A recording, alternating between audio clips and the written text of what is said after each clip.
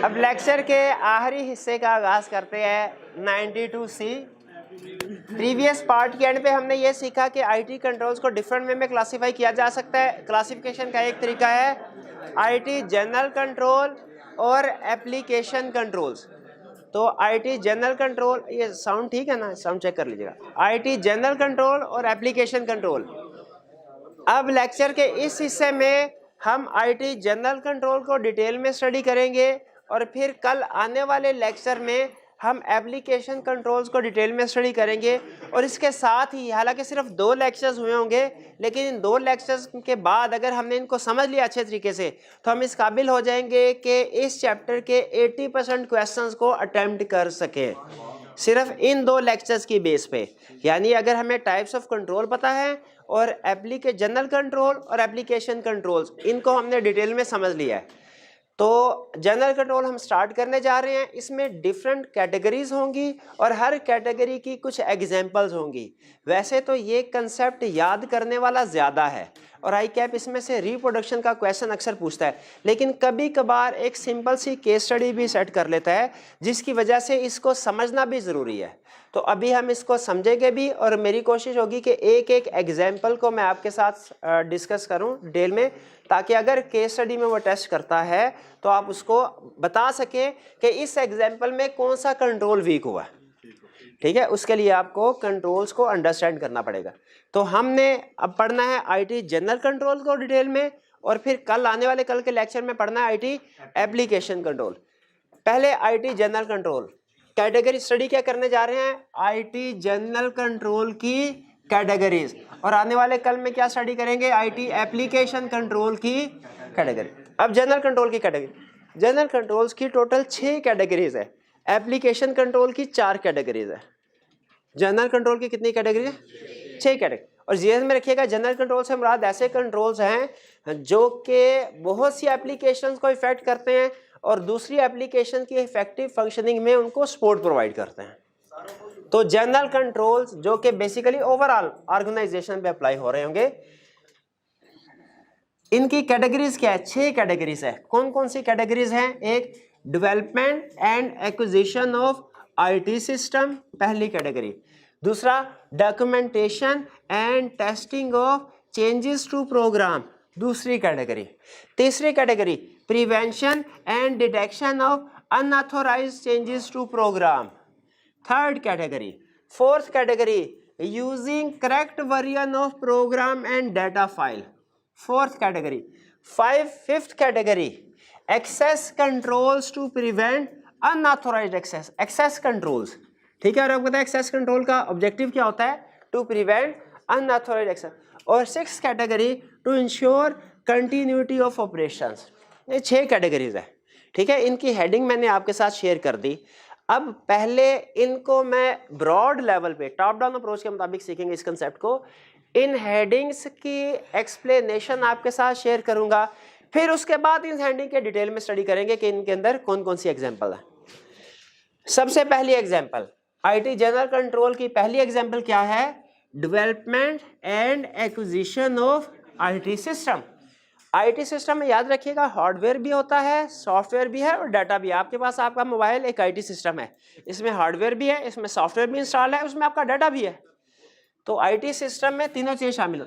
अच्छा, यहाँ पे आईटी सिस्टम में क्या कह रहा है कि जनरल कंट्रोल्स में डेवलपमेंट एंड एक्विजिशन। पहले मुझे बताइए आईटी सिस्टम की डेवलपमेंट में और एक्विजिशन में क्या फर्क है। डेवलपमेंट का मतलब है कि आप इन हाउस आपके इंजीनियर्स ने कोई सॉफ्टवेयर आईटी सिस्टम डेवलप कर लिया, और एक्विजिशन का मतलब है कि आपने रेडीमेड मार्केट से बाय कर लिया। बहुत कम ऐसा होता है कि डेवलपमेंट ऑर्गेनाइजेशन इतनी बड़ी हो कि उसने पूरे का पूरा अपना इंजीनियर जो सॉफ्टवेयर इंजीनियर्स हैं वो रखे हैं और उन्होंने सिस्टम डेवलप किया। अक्सर जो सिस्टम एक्वायर किया जाता है एक्विजिशन का। लेकिन बहरहाल ये जो आपको कंट्रोल सिखाए जाएंगे ये डेवलपमेंट और एक्विजिशन दोनों पे अप्लाई करते हैं, लेकिन समझते हुए आपने एक्विजिशन को जहन में रखना है। ठीक है, तो सबसे पहला आईटी जनरल कंट्रोल में सबसे पहली कैटेगरी क्या है, controls over acquisition and development and acquisition of IT system. Heading समझ, अच्छा हेडिंग को समझ, देखिए अगर आपने हेडिंग समझ ली ना तो कंट्रोल समझाना मेरे लिए आसान हो जाएगा, इसलिए मैं पहले हेडिंग के ऊपर फोकस कर रहा हूँ। आप बाजार से कैलकुलेटर लेने के लिए जाते हैं, क्या जो भी कैलकुलेटर आपको दुकानदार दे दे वो आप कैलकुलेटर ले लेते हैं? कि पहले आप देखते हैं आई कैप ने कौन कौन से कैलकुलेटर अलाउ किए हैं, आपने ऑब्जेक्टिव के लिहाज से कैलकुलेटर को बाय करते हैं। फिर अब कैलकुलेटर जो आई कैप ने अलाउ किया वो अगर मॉडल उसके पास है भी तो आप कुछ कम से कम दो काम जरूर करते हैं, ऑन करके देखते हैं ऑन हो रहा है कि नहीं, और 2+2 करके देखते हैं 4 आता है कि 5 आता है। भाई ये करते हैं ना। आप मुझे ये बताइए कि अगर आप ये 300, 400, 500 का कैलकुलेटर बाय करने से पहले ये देख लें कैलकुलेटर कितने का होता है, मैं बाद में समझा लूँगा। मेरे भाई बताओ मेरा भाई बताओ कितने का लिया था मेरे भाई? नहीं ऐसे तो नहीं ना, हमें पता चलना चाहिए ना भाई ने कितने का खरीदा। और ये तो खैर कल भी पढ़ लेंगे परसों भी पढ़ लेंगे, आप जो हमें इल्म से आशना करेंगे वो तो मौका नहीं ना खोना चाहिए। बता मेरा भाई कितने का कल था, कौन सा?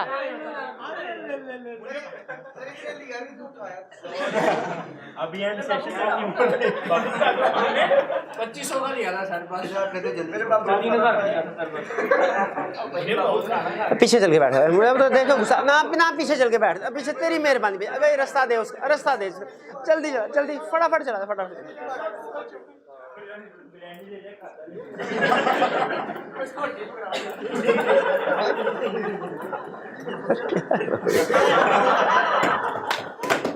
नहीं मैं कभी कभी वाकई हैरान होता हूँ ऐसे कि आई कैप का इतना अच्छा रिजल्ट कैसे आ जाता है। फिर मुझे समझ आ जाती है वो कोई और स्टूडेंट होंगे हमारी क्लास के नहीं होंगे। नहीं मुझे नहीं लगता, मेरा नहीं आया भाई, वो स्टूडेंट का आया, मेरे पे क्यों डाल रहे हैं भैया? कसम उठवा ले मेरे से, मेरा कभी जिंदगी में नहीं आया।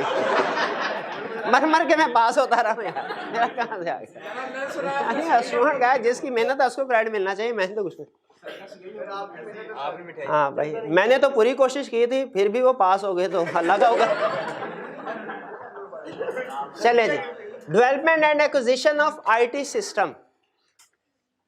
अगर हम एक छोटी सी इन्वेस्टमेंट करने से पहले अगर कुछ ना कुछ कंट्रोल, चाहे बेसिक से वो कंट्रोल्स अप्लाई कर रहे हैं, तो मुझे बताइए जो ऑर्गेनाइजेशन मिलियंस में इन्वेस्टमेंट कर रही है आईटी सिस्टम में, क्या उन्होंने आईटी सिस्टम को एक्वायर करने के वक्त कुछ कंट्रोल्स अप्लाई नहीं किए होंगे?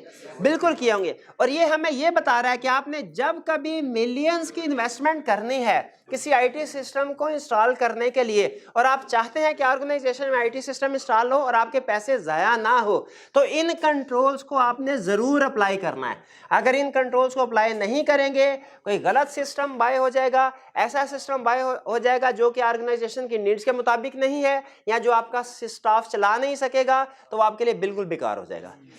पहला मैसेज ये पहली हेडिंग से पहला मैसेज समझ आ गया कि एग्री करते हैं कि there should be some controls over development and acquisition of IT system.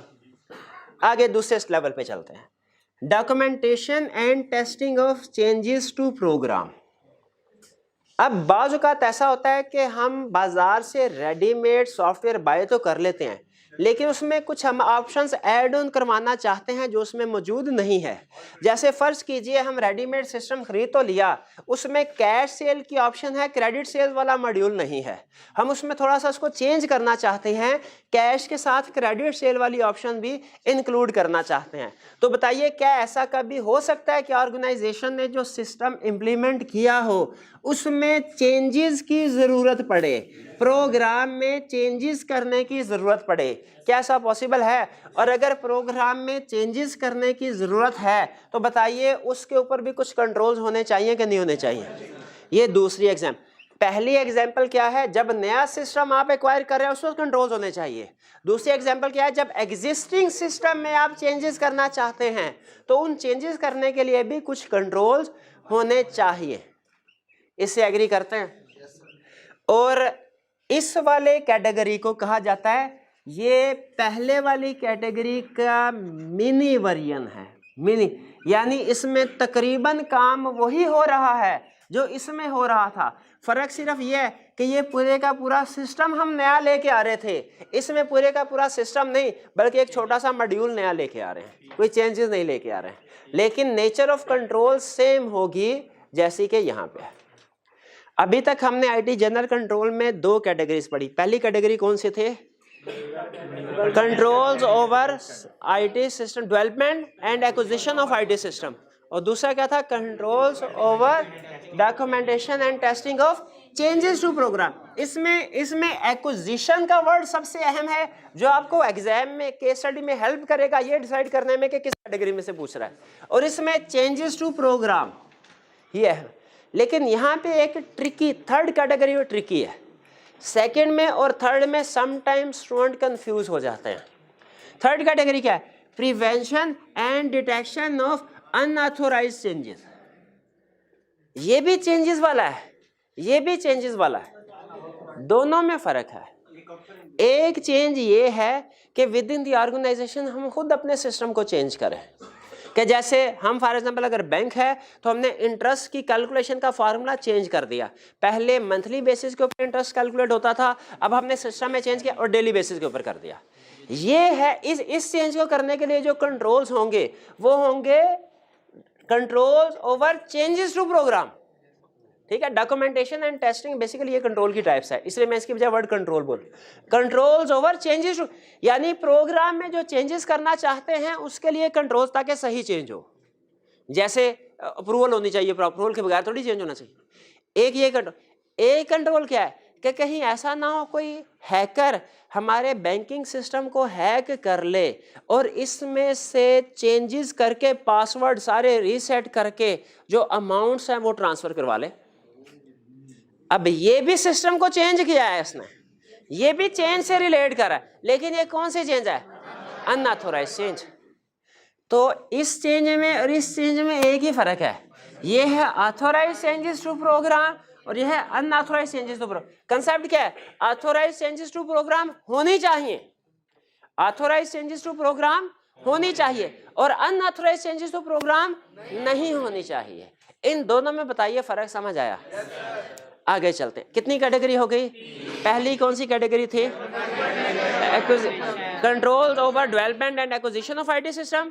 दूसरी category control document test control changes to program, और तीसरी prevention and detection of unauthorised changes. Unauthorized का वर्ड ध्यान में रखना है। Fourth category using correct version of program and data files. बाज़ वक़्त कुछ प्रोग्राम ऐसे होते हैं जो एक दफ़ा आपने इंस्टॉल कर लिए वो सारी उम्र चलते रहते हैं। कुछ ऐसे प्रोग्राम होते हैं जो आपने ईयरली बेसिस के ऊपर चेंज करने होते हैं। कुछ ऐसे प्रोग्राम होते हैं समटाइम जो मंथली बेसिस पे चेंज होते हैं, और कुछ ऐसे होते हैं जो डेली बेसिस पे भी चेंज होते हैं। समटाइम डिफरेंट वर्जन चेंज हो रहा होता है। जैसे फॉर एग्जांपल अगर हमने सेल्स का मॉड्यूल इम्प्लीमेंट किया और उसमें डिस्काउंट का फार्मूला ऐड किया तो वो नॉर्मली साल चलता है, अनलेस के डायरेक्टर्स उस डिस्काउंट की फिगर को चेंज करना चाहे, उसका एक ही वर्जन होगा सेल्स का। लेकिन सम टाइम ऐसा होता है कि जैसे मंथली बेसिस पे, जैसे अगर आपने एम्प्लॉयज़ को ओवर टाइम ऑफर करता है तो हो सकता है एक महीने में ओवर टाइम की रेशियो डिफरेंट हो, दूसरे महीने में डिफरेंट हो। वो डिपेंड करता है ऑर्डर्स के ऊपर कि कितने ऑर्डर है, कितनी कैपेसिटी, तो उसमें हो सकता है डिफरेंट। और कुछ एक महीने में डिफरेंट वर्जन ऑफ पेरोल आप यूज़ कर रहे हो, दूसरे महीने में डिफरेंट वर्जन। या इसको भी छोड़ें, आसान तरीन एग्जांपल, आप अगर इस साल में पेरोल का वर्जन यूज़ कर रहे हैं एक, मुझे बताइए, और उसमें सैलरीज कैलकुलेट होती है, टैक्स की डिडक्शन होती है। टैक्स आपने कहा मैनुअली टैक्स कैलकुलेट करना ना बड़ा मुश्किल होता है, हम क्यों ना एक सॉफ्टवेयर बाय कर लेते हैं, उसमें हम बेसिक पे इंक्लूड करेंगे, सारी कैलकुलेशन ऑटोमेटिकली हो जाएगी। ऐसे सॉफ्टवेयर मौजूद हैं, ये सिंपल है। अब बताइए इस साल आप जो सॉफ्टवेयर यूज़ करेंगे, जो प्रोग्राम यूज़ करेंगे, नेक्स्ट ईयर में क्या सेम वर्जन यूज़ करेंगे या डिफरेंट होगा? क्योंकि नेक्स्ट ईयर में टैक्स रूल्स डिफरेंट हो जाएंगे। तो इसका मतलब है बाज़ औक़ात एक ही प्रोग्राम के डिफरेंट वर्जन यूज़ हो रहे होते हैं। इससे भी अगली एग्जांपल, कभी ऐसा हुआ कि कभी आप फास्ट फूड रेस्टोरेंट में गए हों, जैसे मैकडोनल्ड, KFC वगैरह गए हों, और उन्होंने ऑफ़र की हो कि अगर 12 बजे के बाद आप ऑर्डर देंगे तो मिडनाइट डील्स है, आपको डिस्काउंटेड रेट्स ऑफर किए जाए। अब आप सोचिए एक ही दिन में डिफरेंट टाइम्स में डिफरेंट वर्जन जो हैं वो यूज़ हो रहे हैं। अगर 11 बजे आपने ऑर्डर दिया और आपको मिडनाइट डील का रेट लग जाए, ऑर्गेनाइजेशन के लिए नुकसानदेह है। और अगर आपने 12:05 पे ऑर्डर दिया और रेगुलर रेट लग जाए तो आप और अल्टीमेटली ऑर्गेनाइजेशन क्योंकि उसकी गुडविल इफेक्ट होगी, आप चुप थोड़ी बैठेंगे, आप फौरन शोर मचा देंगे।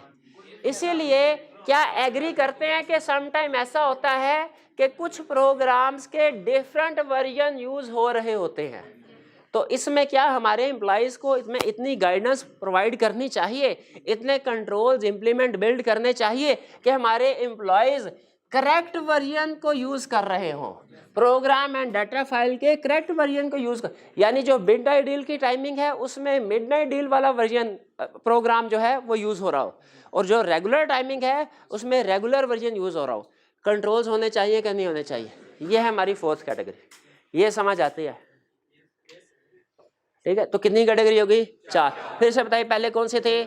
एक्विजिशन के control, program changes, prevent unauthorized changes, correct version, access controls. 5वीं कैटेगरी एक्सेस, और एक्सेस कंट्रोल्स आपको पता ही है, ये हम अभी डिस्कशन कर चुके हैं। एक्सेस कंट्रोल का मतलब क्या होता है कि हमारे एसेट्स को अनऑथराइज, जैसे होता है दवाई मेडिसिन, उसके ऊपर क्या लिखा? बच्चों की पहुंच से दूर रखें, ये एक्सेस कंट्रोल है। कौन सा? Physical access control, physical access control, ठीक है, हाँ जी। तो एक्सेस कंट्रोल 5वीं कैटेगरी किस लिए?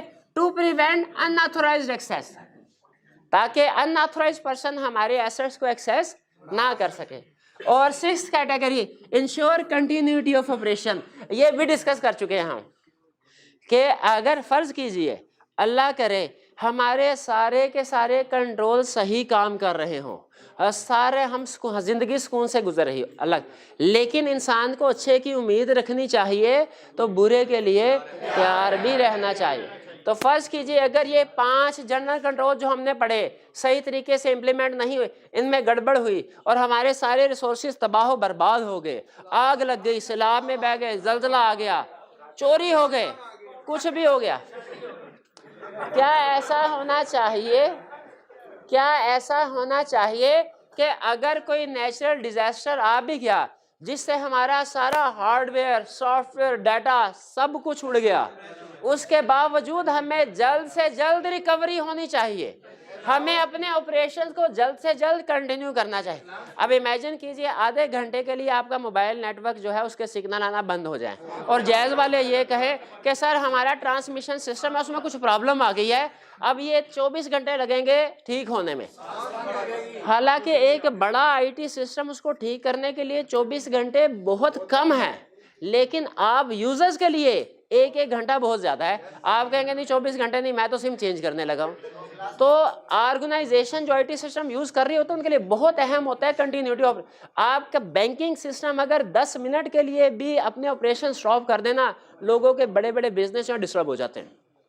तो इसीलिए हमारे पास कोई ऐसा इंतज़ाम, बैकअप सिस्टम मौजूद होना चाहिए जिसकी वजह से अगर डिजास्टर आ जाए तो हम अपने ऑपरेशंस को कंटिन्यू कर सके।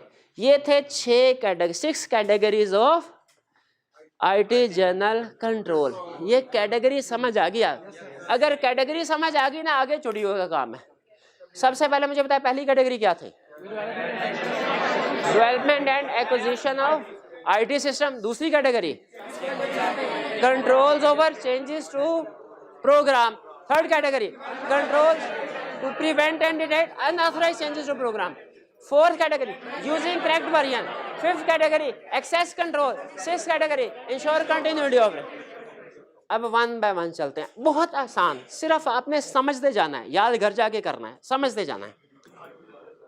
डेवलपमेंट एंड एक्विजिशन, इस कंट्रोल का ऑब्जेक्ट, अच्छा ऑब्जेक्टिव क्यों पढ़ा? हालांकि मैंने पढ़ा दिया आपको इसका मकसद क्या है, जब भी नया सिस्टम एक्वायर करेंगे हमने ऑर्गेनाइजेशन नीड के मुताबिक, लेकिन ऑब्जेक्टिव इसलिए बढ़ा रहा हूँ, हो सकता है आई कैप जब क्वेश्चन पूछे ना तो उसने ऑब्जेक्टिव्स में जो अल्फाज यूज किए हैं इनका क्वेश्चन बना ले कि बताइए क्या ये ना पूछे कि बताओ development and acquisition of system के कंट्रोल्स क्या है, बल्कि ये कहे कि आप एक ऑर्गेनाइजेशन में काम कर रहे हैं, उस ऑर्गेनाइजेशन का ऑब्जेक्टिव है to ensure that computer based information system and application are developed are required in consistency with entities objectives.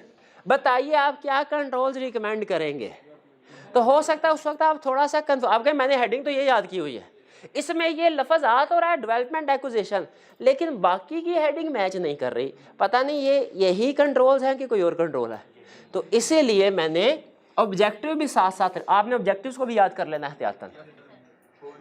बताइए ये ऑब्जेक्टिव वही है जो मैंने समझाया था कि इस कैटेगरी के जो कंट्रोल्स हैं इनका मकसद है इंश्योर करना कि कंप्यूटर बेस्ड इंफॉर्मेशन सिस्टम जो है ये एप्लीकेशन है, ये अगर डेवलप या एक्वायर की जाए इन एंटिटी के ऑब्जेक्टिव के मुताबिक की जाए। क्या कंट्रोल होने चाहिए? सबसे पहले एप्रोप्रिएट आईटी स्टैंडर्ड होने चाहिए। एप्रोप्रिएट आईटी, ये स्टैंडर्ड क्या है? एग्जैक्टली उसी तरह के जिस तरह काउंटिंग के स्टैंडर्ड होते हैं, ऑडिट के स्टैंडर्ड होते हैं, उसी तरह शुक्र अदा करें आईटी के स्टैंडर्ड अब नहीं है आपके सिलेबस में। किसी वक्त में C5 के लेवल पे होते थे और वो अजाब होता था, पता नहीं कौन कौन सा स्टैंडर्ड क्या कहता था, कुछ समझ नहीं आती थी, याद करना पड़ा। आईटी में यही मसला है। आईटी में ये आईटी को तैयार करते थे ना जब हम, तो उसको आखिरी महीने में तैयार करते थे हम, और जैसे ही पेपर दे के वापस आते थे कुछ भी याद नहीं रहता था। आईटी के पेपर में ये खास बात होती थी। हाँ जी, पेपर में बस वो लगाए होते थे, रटे लगाए होते, तो उसमें आईटी हमने यहाँ पे ये समझा रहे आपने उन स्टैंडर्ड्स को फॉलो करना है। उसमें से एक स्टैंडर्ड मैं आपको बताया था अप्रूवल का, वो ये कहता था आपने जब कभी कोई भी आईटी सिस्टम एक्वायर करना है ना, तो आपने मैनेजमेंट से अप्रूवल लेनी है उसकी, मैनेजमेंट की अप्रूवल के, क्योंकि बजट मैनेजमेंट ने लॉट करना है मैनेजमेंट की। और ये सिर्फ एक एस्पेक्ट था, उसके अलावा था कि जिस बंदे से एक्वायर करना है, अगर एक्वायर कर रहा है उसकी रेपुटेशन क्या है, वो आफ्टर सपोर्ट सर्विसेज प्रोवाइड कर रहा है कि नहीं कर, वगैरह वगैरह, ये सारी चीजें थी। बहरहाल हम उस तरफ डिटेल में नहीं जा रहे। एग्री करते हैं अगर इंटरनेशनल आईटी के स्टैंडर्ड्स हैं उनको फॉलो करना चाहिए। सेग्रीगेशन, अच्छा ये बहुत अहम कंसेप्ट है, मतलब मुझे पसंद है सेग्रीगेशन ऑफ ड्यूटीज। पहले भी कहीं पढ़ा था ऑडिट में कि एक कंसेप्ट क्या था, एक ट्रांजैक्शन में एक से ज्यादा लोगों को इन्वॉल्व होना चाहिए ताकि एक बंदा अगर फ्रॉड करना चाहे तो वो ना कर सके। यही एग्जैक्टली यही कंसेप्ट यहाँ पे भी है, लेकिन फर्क सिर्फ ये है कि वहां पे जो सेग्रीगेशन ऑफ ड्यूटी होती ना, वो होती थी बिटवीन रिसीविंग एंड रिकॉर्डिंग, कि रिसीव करने वाला बंदा कोई और हो, रिकॉर्ड करने वाला बंदा कोई और हो। यहाँ पे है सेग्रीगेशन ऑफ ड्यूटी, गौर से सुनिएगा, बिटवीन डेवलपर को प्रोग्रामर भी कहते हैं, एंड यूजर को ऑपरेटर भी कहते हैं। डेवलपर को प्रोग्रामर भी यानी ये डेवलपर या प्रोग्रामर वो बंदा है जिसने सॉफ्टवेयर बनाया, और यूजर या ऑपरेटर वो बंदा है जो उसको चला रहा। वो कह रहा है दोनों में सेग्रीगेशन ऑफ ड्यूटीज होनी चाहिए। अब रियल केस बताता हूं। एक बैंक ने अपना इंटरेस्ट का सिस्टम सॉफ्टवेयर बनवाना था, उसके ब्रांच मैनेजर एक ने कहा सर मैंने ना पार्ट टाइम, मैंने MBA भी किया हुआ है लेकिन मैंने MCS भी किया हुआ है, ये तो सॉफ्टवेयर मैं आपको बना दूंगा। बैंक ने कहा बहुत अच्छा, हमारे पैसे बचेंगे, फ्री में बन जाएगा। उसने सॉफ्टवेयर बना दिया और बाद में मिलियंस का फ्रॉड सामने आया। उसने किया क्या, उसने वो चूंकि सिस्टम को यूज भी कर रहा था और डेवलप भी उसने किया था, उसको पता था कि कैलकुलेशन कैसे होती है, उसको पता था कि नया अकाउंट सिस्टम में कैसे क्रिएट किया जाता है, उसको पता था कि जो ट्रायल बैलेंस बनेगा ना वो डाटा किस जगह से उठाता है। उसने सिस्टम में एक हिडन अकाउंट क्रिएट किया और कमांड दे दी कि जब कभी ट्रायल बैलेंस एक्सट्रैक्ट किया जाए ना तो ये वाला हिडन अकाउंट ना सामने आए, ठीक है, और सिर्फ बाकी की सारी डिटेल है। और उसमें गलत कैलकुलेशन के जरिए से इंटरेस्ट की अमाउंट कस्टमर को गलत जाती थी और जो डिफरेंस होता था वो उसके अकाउंट में ट्रांसफर होता जाता था। वो असल में होता ये था, करता भी ये बात लंबी हो जाएगी, जैसे वो डॉलर में होते थे कैलकुलेशन, यूएसए का केस, $270.65 इंटरेस्ट है ना, वो कहता था 270 कस्टमर के अकाउंट में जाए, 0.65 ये मेरे हिडन अकाउंट फेक अकाउंट में है। अब छोटा कस्टमर को पता नहीं चलता था और बैंक का डेबिट कार्ड बराबर होता था, बैंक कहता था ठीक है। हुआ क्या एक दफा, अब ये समझ रहे हैं ये किस वजह से हुआ, डेवलपर और यूजर एक है इस वजह से हुआ। अगर दोनों डिफरेंट होते तो यूजर कभी भी इस काबिल ना होता कि सिस्टम में छेड़छाड़ कर सके। पकड़ा कैसे गया, एक दफा सिस्टम में कोई गड़बड़ आ गई और बैंक ने फैसला किया कि अब हम मैनुअल ट्रायल बैलेंस बनाएंगे। अब मुझे सोच के बताए उस मैनुअल ट्रायल बैलेंस में वो हिडन अकाउंट आ रहा होगा कि नहीं, और ट्रायल बैलेंस टैली नहीं हुआ, और टैली यहाँ से बात शुरू। फिर जब इन्वेस्टिगेशन होती है फिर कड़ी से कड़ी मिलती है, फिर वो उस फ्रॉड तक पहुंच गए। इसी तरह मुझे बताइए अगर आपने सेल्स एप्लीकेशन इंस्टॉल की है और उस जो यूजर है, प्रोग्रामर है, जो काउंटर पे बैठा है वो यूजर भी है और सॉफ्ट प्रोग्रामर भी है, उसको चेंज करना आता है, चाहे उसने खुद सिस्टम नहीं भी बनाया, लेकिन उसके पास इतना नॉलेज है कि उससे चेंज करना आता है। अब की बार बताइए वो सिर्फ क्वांटिटी को चेंज करेगा कि अगर उसका कोई रिलेटिव आया तो वो रेट को भी चेंज कर सकता है। ये है सेग्रीगेशन। ये कंसेप्ट आपको समझ आया कि सेग्रीगेशन का मतलब क्या, कि यूजर और जो डेवलपर है ये दोनों रोल डिफरेंट होने चाहिए, एक बंदे के पास नहीं होने चाहिए। आगे चलते हैं। डॉक्यूमेंटेशन, वो जो कैलकुलेटर हम लेते हैं उसके साथ कोई डॉक्यूमेंटेशन होते हैं मैनुअल कि ये फार्मूला लगाने के लिए ये बटन पंच करने पड़े। तो मुझे बताइए छोटी सी इन्वेस्टमेंट के साथ डॉक्यूमेंटेशन है तो जो मिलियंस का सॉफ्टवेयर बाय करेंगे उसके साथ डॉक्यूमेंटेशन नहीं होनी चाहिए? एग्री करते हैं ये कंट्रोल होना चाहिए, ये जहन में रखिएगा। टेस्ट करना चाहिए इम्प्लीमेंटेशन से पहले। भाई टेस्ट करके ट्रांजैक्शन अगर रिकॉर्ड करें तो उसके बाद फाइनेंस बैलेंस शीट जो बनती है डेबिट क्रेडिट इक्वल होते हैं कि नहीं होते? ये पहले टेस्टिंग करने के बाद इम्प्लीमेंटेशन होनी चाहिए कि पहले इम्प्लीमेंटेशन? आहिस्ता आहिस्ता खुद ही टेस्टिंग हो जाएगी। दोनों अप्रोचेस ठीक नहीं है। पहले टेस्टिंग होनी चाहिए उसके बाद इम्प्लीमेंटेशन होनी चाहिए। और एम्प्लॉयज की ट्रेनिंग भी। अब आप मुझे बताइए, पहले ड्राइव करना सिखाना चाहिए फिर उसे कहना चाहिए ड्राइवर का भाई गाड़ी मोटरवे पे ले जाओ, कि उसे कहना चाहिए मोटरवे पे ले जाओ खुद ही टकरे मार मोर के सीख लोगे? बट ट्रेनिंग होनी चाहिए कि नहीं होनी चाहिए? टेस्टिंग भी होनी चाहिए, ट्रेनिंग भी होनी चाहिए और अप्रूवल भी होनी चाहिए। अच्छा एक मिनट ठहरे, अप्रूवल तो हमने यहाँ पे पढ़ ली। अप्रूवल होती है दो तरह की, ऊपर हमने अप्रूवल पढ़ ली, नीचे अप्रूवल कौन सी है भला? एक अप्रूवल होती है जो मैनेजमेंट देती है कि ठीक है ये हमारी ऑर्गेनाइजेशन के सॉफ्टवेयर जरूरी है, बाय कर लें, हम इतना बजट अप्रूव करते हैं। एक अप्रूवल यूजर देता है कि मैंने ये ट्रेनिंग के बाद सीख लिया, अब मैं इस काबिल हूं कि इसको इम्प्लीमेंट कर सकूं। ये अप्रूवल है by system user. IT standard में जो अप्रूवल है ये है बाय मैनेजमेंट। दोनों में फर्क है, दोनों अप्रूवल होनी चाहिए। ये ना ड्राइविंग से ही बंदा कह रहा है नहीं भाई मुझे नहीं पता चलता कि ब्रेक किधर है रेस किधर है, जल्दी जल्दी जो है ना मेरा पैर कभी ब्रेक पे पड़ जाता है कभी रेस पे। हम कहें नहीं भाई खैर है, चला देखिए ठीक है भाई, ये क्लियर हो गया। अब आप मुझे बताए एग्री करते हैं कि जब कभी आप प्रैक्टिकली नया सॉफ्टवेयर खरीदेंगे ये सारे कंट्रोल्स अप्लाई करेंगे? अप्रूवल अगर आप चुप करके सुनते तो आपको शायद समझ आ जाती।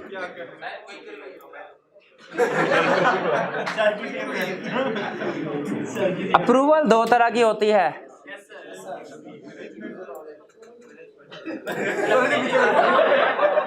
प्यारे भाई यासिर भाई, मैं आपसे बातें कर रहा हूँ, आप उनके साथ बातें कर रहे हैं। मैं चाहता हूँ आप मुझे देखते रहें, अब मेरी तरफ देखा करें ना, मेरी बात ऐसे ना किया, मेरा दिल दुखता है, ऐसे ना किया। मैं आपके लिए घर से आता हूँ यार, और आप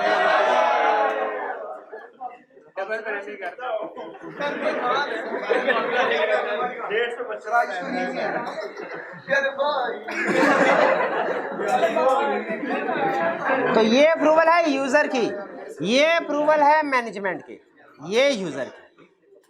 अच्छा अब आगे चलते हैं। हाँ सिर्फ ये 10 मिनट में इंशाल्लाह हो जाएगा। Documentation and testing of changes to program, इसका क्या मतलब था? मतलब समझाया मुझे कि सिस्टम में अगर हम बाद में सब्सिक्वेंटली कोई चेंज करना चाहें तो क्या करना?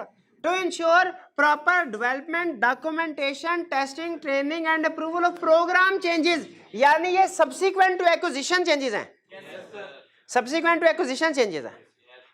केस स्टडी में उसने पूछ लिया, या की आपकी केस स्टडी थी, उसमें सिर्फ एक छोटा सा हिसाब के साथ शेयर कर रहा हूँ। उसने कहा कि एक फोन करके तो एक सेल्स ऑफिसर ने अपने आईटी सिस्टम में जो बंदा बैठा था क्लर्क, उसको कहा कि सेल्स सिस्टम में चेंजेस कर दो। उसने सेल्स सिस्टम में चेंजेस की और पूरा सिस्टम बैठ गया। फिर उसको दोबारा ठीक करते करते 3 दिन लग गए। बैठ गया से मुराद खत्म हो गया, खराब हो गया, बैठ गया। उसको दोबारा ठीक करते करते 3 दिन लग गए। बताइए इसमें कोई प्रॉब्लम है?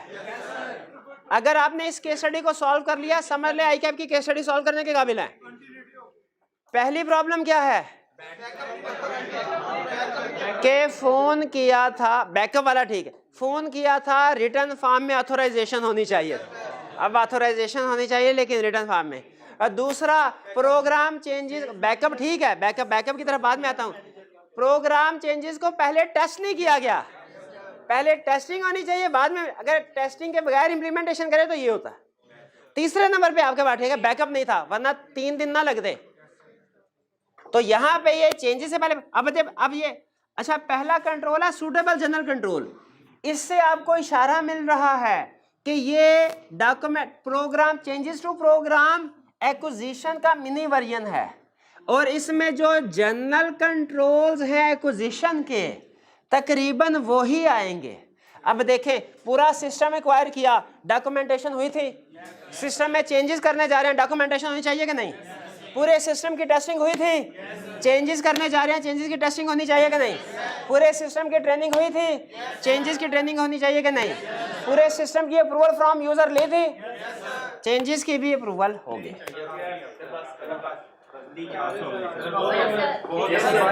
अच्छा, मैं आपको पता है, मैं अगर मुश्किल हो तो पहले कहता हूँ मुश्किल है, आसान हो तो मुझे कोई प्रॉब्लम नहीं है इसमें। सिर्फ 10 मिनट मुझे दे दीजिए, इसको मैं कर लूँ। ये दरमियान में जो छोटे छोटे आप टाइम ज़ाया करते हैं ना, ये उसकी वजह से। Prevention and detection of unauthorised changes, यानी हम अपने सिस्टम को बचाना चाह रहे हैं हैकर से, साइबर क्राइम से।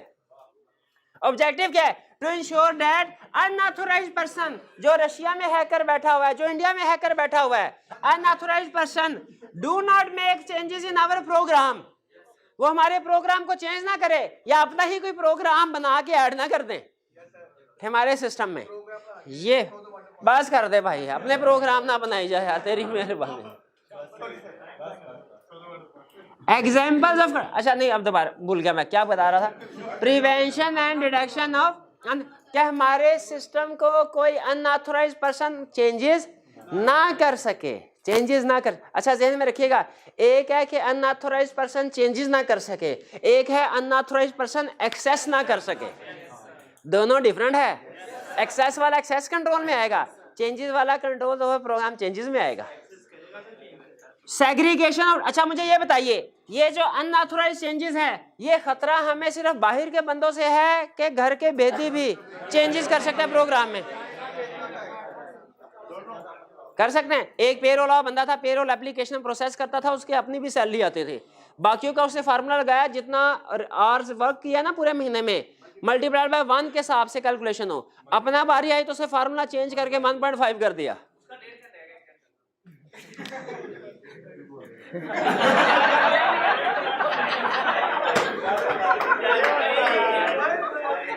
मैंने तो स्टार्ट में क्या दिया था, आप पढ़ने नहीं आए। अच्छा आपने क्लास के बाद मुझे मिलना, मैं आपको एक लतीफा सुनाऊंगा।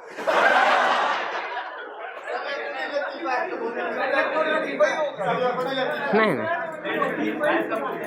Segregation of duties, segregation of duties, segregation of duty, इसका मतलब क्या है?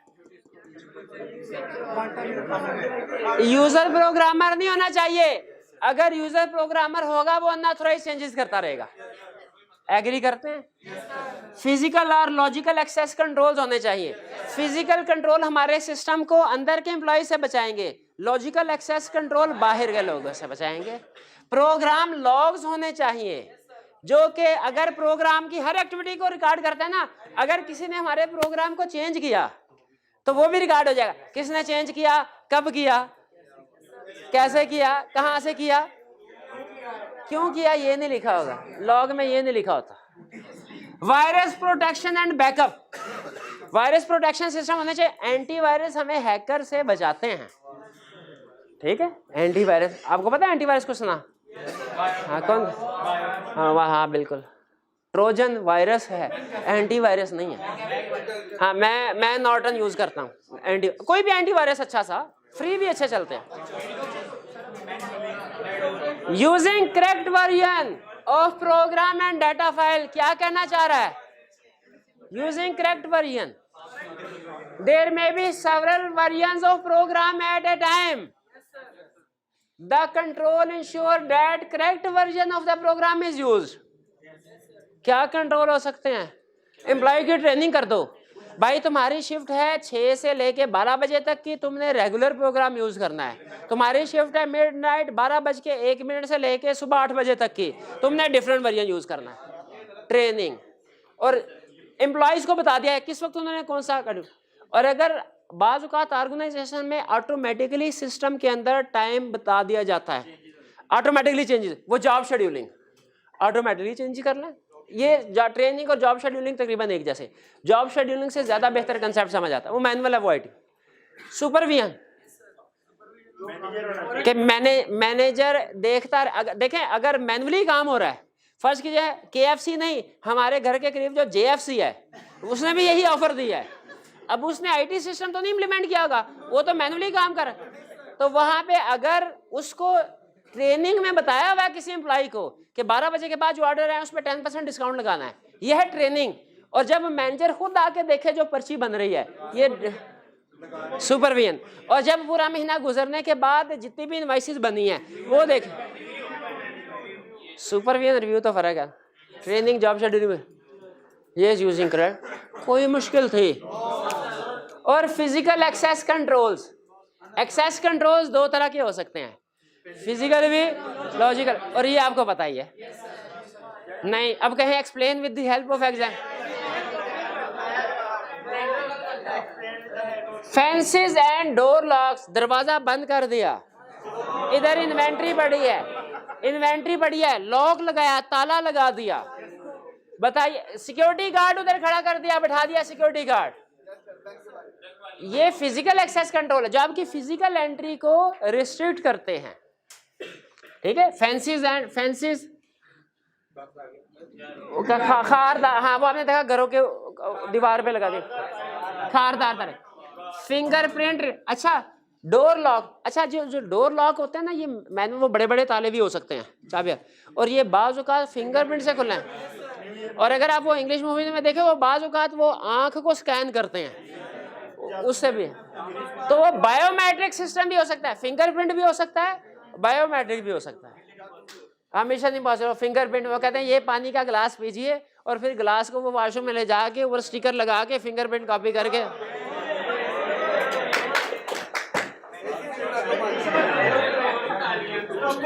अच्छा समझ आया। आइडेंटिफिकेशन बैजेस क्या होते हैं, इतने साइंसदान बताएं। हाँ बैज लगा होता है बिल्कुल। एम्प्लॉय कार्ड कि आपने अगर एंट्री है तो आपके पास वो कार्ड होगा, आपको एंट्री मिलेगी, वरना नहीं। आप डिफरेंट कॉलेजेस में अगर जाएं तो उसमें भी कार्ड मिल रहा है। Cables to lock a laptop to a desk, lock. आप सोच रहे होंगे ये केबल, ये हमने पानी वाला जो कूलर है उसके ग्लास के साथ तो केबल लगी देखी है, हैं? वो भी फिजिकल एक्सेस कंट्रोल है, लेकिन हाँ USB लॉक होते हैं, हाँ जी बिल्कुल उसी तरह।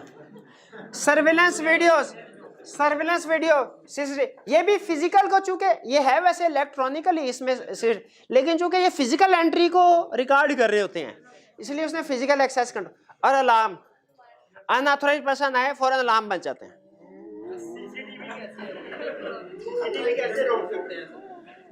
नहीं रोक नहीं सकते, ये प्रिवेंटिव नहीं, डिटेक्टिव तो है ना, अरे लेकिन रिलेट फिजिकल से करते हैं। Logical, user name and password access रोकते हैं, लॉजिकल के physical. Removing account when employees leave, अब फर्ज कीजिए कोई एम्प्लॉय अगर कोई एजुकेशनल इंस्टीट्यूट था, फर्ज कीजिए नहीं आपने नॉर्मली होता यह है कि जब किसी एम्प्लॉय को रिमूव किया जाता है ना, उससे सारी की सारी IT के लॉगिन उससे ले लिए जाने चाहिए और उनको चेंज कर देना चाहिए, वरना एम्प्लॉयज़ क्या करते हैं, जाते जाते अगर उन्हें गुस्सा होना तो वो सारा डाटा डिलीट कर देते हैं। अब अगर किसी को हम फर्ज कीजिए कि रिमूव करते हैं और वो अपने घर जाके उसका अकाउंट अगर रिमूव नहीं किया, वो अपने घर जाएगा, सिस्टम को एक्सेस करेगा और सारे के सारे डाटा जो है उसको रिमूव कर देगा। ऑर्गेनाइजेशन को प्रॉब्लम पड़ेगी कि अब दोबारा रिस्टोर कैसे करें। अब अगर तो बैकअप किया तो फिर भी कुछ बचत हो जाएगी, और अगर बैकअप भी नहीं किया गया वो तो गए। तो इसलिए कह रहा है कि जब कोई एम्प्लॉय छोड़े ऑर्गेनाइजेशन फौरन इमीडिएटली उसके अकाउंट्स को रिमूव किया जाए। Access rights, logical access control, हर एक को एक्सेस। अब देखें, आप एलएमएस को एक्सेस करते हैं, आपके पास लेक्चर को, फर्ज कीजिए अगर आप ऑनलाइन लेक्चर लेते हैं ना, आप उस लेक्चर को डिलीट नहीं कर सकते, उसका नंबर चेंज नहीं कर सकते, क्योंकि आपको एक्सेस राइट्स दिए गए हैं सिर्फ रीड ओनली के। लेकिन हम टीचर जो है ना, हम लेक्चर की डिस्क्रिप्शन को चेंज कर सकते हैं, लेक्चर को हाइड अनहाइड कर सकते हैं, उसकी तरतीब भी चेंज कर सकते हैं। हमें टीचर राइट्स दिए गए जो स्टूडेंट से ज़्यादा हैं, लेकिन हम सिस्टम में कोई उसके सिस्टम की चेंजेस नहीं कर, लेक्चर की हद तक कर सकते हैं, टेस्ट अपलोड कर सकते हैं, उसकी डेट एक्सटेंड या कम कर सकते हैं। सिस्टम सॉफ्टवेयर को नहीं, सॉफ्टवेयर की एक्सेस राइट्स एडमिनिस्ट्रेटर को होती है। तो सिस्टम के अंदर याद रखें, हमेशा आईटी सिस्टम में डिफरेंट, हर सिस्टम में डिफरेंट एक्सेस राइट्स होते हैं जो हर यूजर को अलग-अलग दिए जाते हैं। तो यहाँ पे एक्सेस राइट, किसी यूजर को आपने उसकी जरूरत से ज्यादा राइट्स नहीं देने।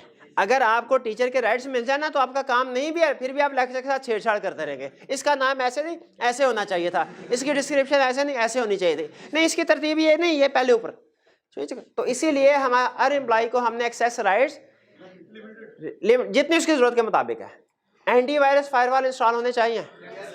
ये अनऑथोराइज्ड, अच्छा मुझे ये बताएं, एंटीवायरस तो हमने पहले भी पढ़ा था, यहाँ पे पढ़ा। इसका मतलब ये हुआ एक कंट्रोल एक से ज्यादा पर्पसेस के लिए यूज हो सकता है। एक कंट्रोल एक से ज्यादा पर्पस, ये अहम कंसेप्ट है, यूज हो सकता। एक कंट्रोल एक से ज्यादा कैटेगरीज में यूज हो सकता है। एग्जाम्पल एंटीवायरस, ठीक है। एंटीवायरस आपके एक्सेस, लॉजिकल एक्सेस कंट्रोल के लिए भी है और अनऑथोराइज्ड चेंजेस टू प्रोग्राम के लिए भी। सिस्टम लॉग्स, रिकॉर्ड मेंटेन करें किस किसने एक्सेस किया। Last, ensure continuity operation. अगर सडन डिजास्टर आ गया, हार्डवेयर सॉफ्टवेयर डाटा सारा उड़ गया, अब आपने क्या करना है, हार्डवेयर भी बैकअप करना है, सॉफ्टवेयर भी, सॉफ्टवेयर को और डाटा भी, to ensure continuity operation in event of disaster. सबसे पहले तो एप्रोप्रिएट मेजर्स लीजिए कि कभी डिजास्टर आ ही ना सके। जैसे ऑर्गेनाइजेशन में आपने देखा होगा, वो आग बुझाने वाले आलात होते हैं, फायर एक्सटिंग्विशर, कि कभी आग लगे तो आप उसको बुझा सके। और मुझे बताइए, जो हमारा आईटी हाउस होना चाहिए या आईटी का ऑफिस, वो बेसमेंट में होना चाहिए कि टॉप फ्लोर पे? Top floor. बेसमेंट में बारिश होती है ना, सारा पानी आएगा तो वो इक्विपमेंट को खराब कर। इस तरह के मेजर्स के जरिए से आप बचा सकते हैं। लेकिन फर्ज कीजिए ये प्रिवेंटिव मेजर्स काम नहीं आए, डाटा हार्डवेयर सॉफ्टवेयर सारा जल गया, तबाह हो गया, अब क्या करें? सबसे पहले इंश्योरेंस करवाएं। इंश्योरेंस से क्या होगा? बता, पैसे आएंगे और आप हार्डवेयर बाय कर सकेंगे। और बैकअप से क्या करेंगे? सॉफ्टवेयर। अच्छा मुझे ये बताइए, ये जो डिस्टर्बेंस है ये ऑनगोइंग बेसिस पे भी आ सकती है, थोड़ी बहुत चेंजेस हो सकता है। हर दूसरे दिन हमारा कोई ना कोई कंप्यूटर खराब हो लैब का, तो हमें सर्विस एग्रीमेंट करने चाहिए ऐसी ऑर्गेनाइजेशन के साथ जिनको हम कहें कि हम आप फोन करेंगे ना आप जब, तो आप फौरन ठीक करने के लिए आ जाइएगा। ये रूटीन नेचर का फीचर है जो आपके खराब कंप्यूटर को ठीक करेगा। लेकिन अगर डिजास्टर आ जाए और आपके सारे कंप्यूटर तबाह हो जाए, इंश्योरेंस करवाई थी, पैसे मिलेंगे, लेकिन आपको पता है इंश्योरेंस वाले फौरी पैसे नहीं देते, 3-4 महीने लगाते हैं। उन 3-4 महीनों में क्या करेंगे? आप किसी अनदर एंटिटी, जो हो सकता है आपका कंपेटिटर भी हो समटाइम, उसके साथ एग्रीमेंट करें आउटसोर्सिंग का, कि जब तक हमारा सिस्टम रिस्टोर नहीं होता हम आपके सिस्टम की स्पेयर कैपेसिटी को यूटिलाइज कर लें। इन दोनों में फर्क है, सर्विस एग्रीमेंट में और एग्रीमेंट विद अदर एंटिटीज में फर्क है। सर्विस एग्रीमेंट रूटीन नेचर का है और एग्रीमेंट ये डिजास्टर के वक्त का है। भाई क्लियर हुआ? कितने कंट्रोल्स थे जना, हेडिंग समझ आ गई? उन हेडिंग के अंदर एक एक एग्जांपल भी डिस्कस कर ले। इक्का दुक्का शायद कोई एग्जांपल ऐसी हो जो मैं ना एक्सप्लेन कर सका हूँ, लेकिन अगर वो आई तो कल पूछ लीजिएगा। ठीक है जी, आज का लेक्चर यहाँ पे ख़त्म करते हैं हम। अल्लाह हाफिज़।